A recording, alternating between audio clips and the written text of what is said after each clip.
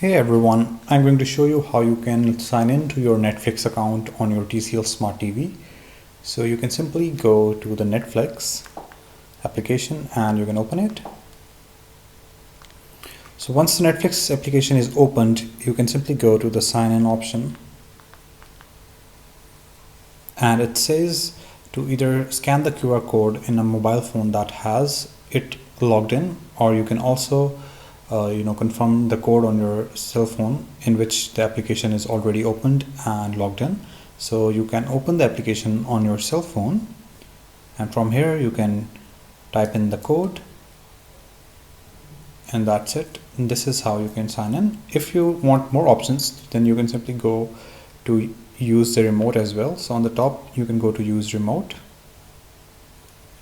and here you can type in your email address and your password. So I'm going to press next. I can use password or a sign-in link, but I'm going to use a password instead.